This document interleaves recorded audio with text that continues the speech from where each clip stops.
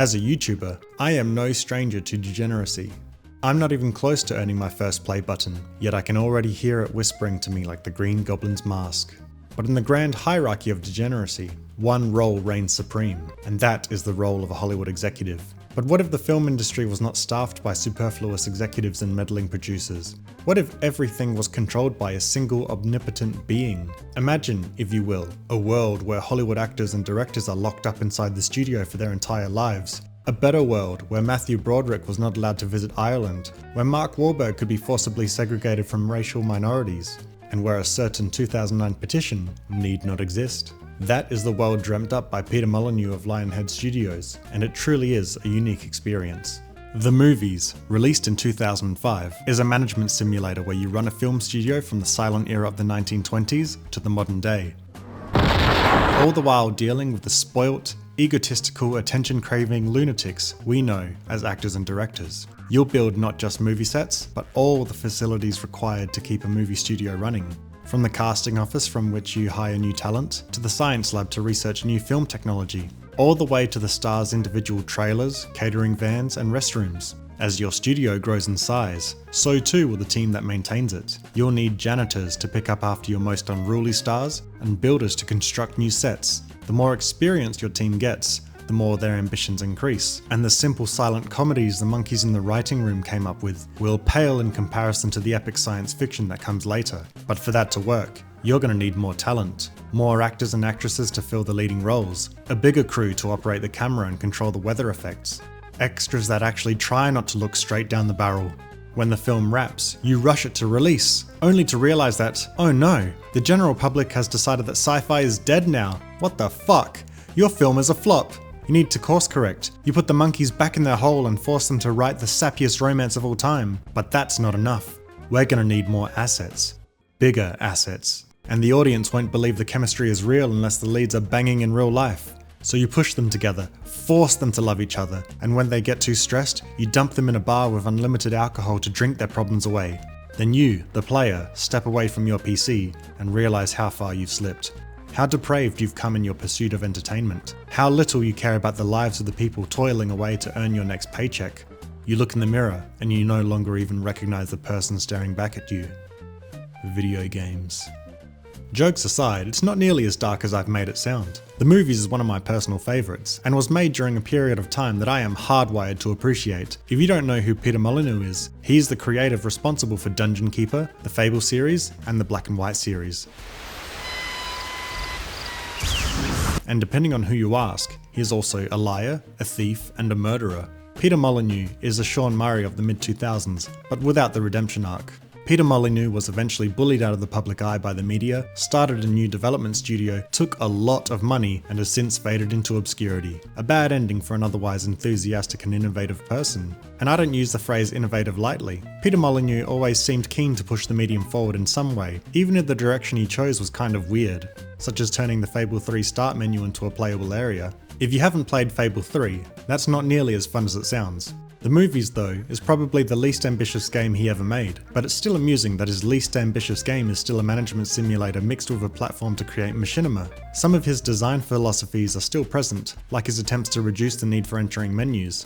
For example, in The Movies, if you want to extend a path, rather than entering the menu and selecting the path, you can instead hover over the path and click and drag to extend it from there. The same goes for props. They seem like small things, but I do like the attempts to make the game as one-hand friendly as possible.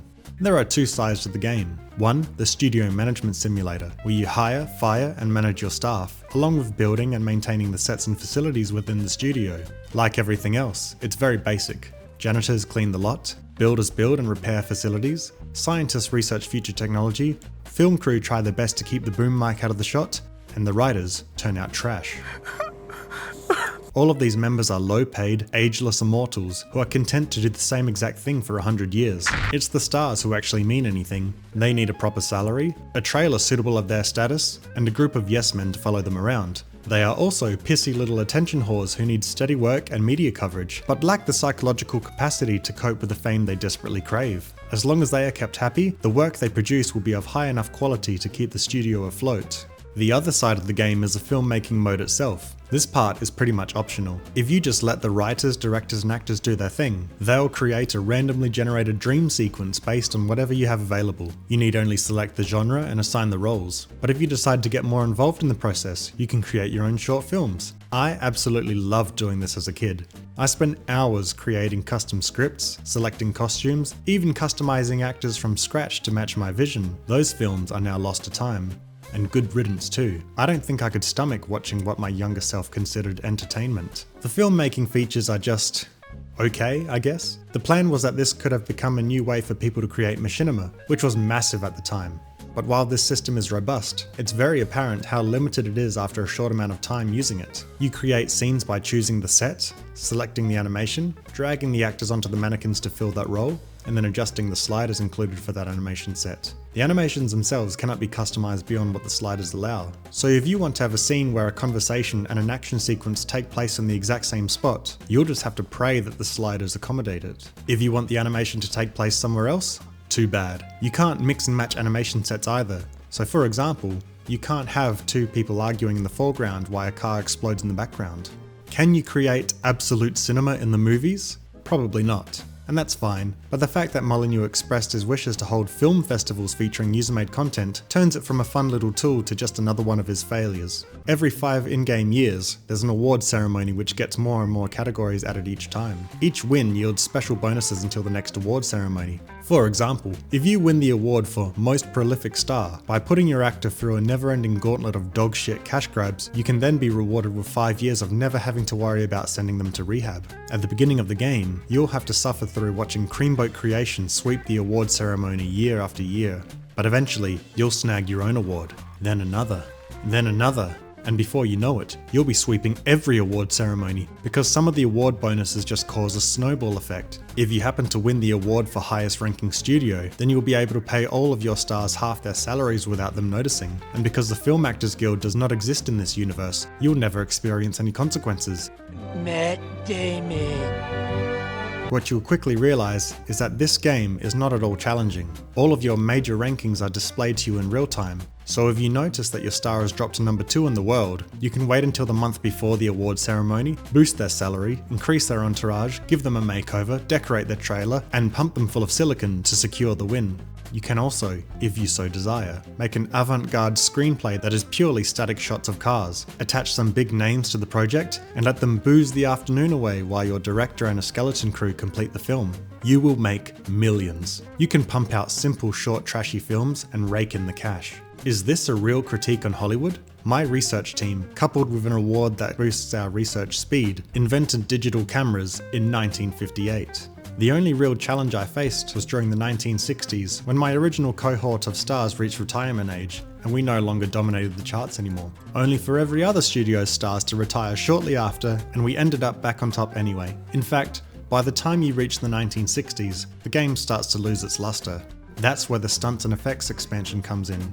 Obviously realizing that the mid to late game was fairly boring, stunts and effects content activates in the year 1960 and adds a few extra elements to keep the game fresh a little longer. We now have stuntmen to manage, extra sets, more facilities, and some new award categories. There's also new scenes and animations, along with custom camera options to spice up the filmmaking experience.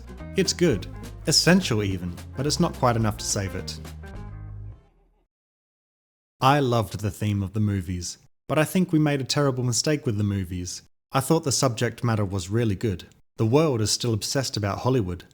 But I thought the game was too frantic. There were too many things to think about and do all the time. If we'd just made it a lot simpler, it could have been a lot more successful. If we'd taken out half the features, it would have been a far better game. Peter, baby, if you took out half the features, there'd be no game left.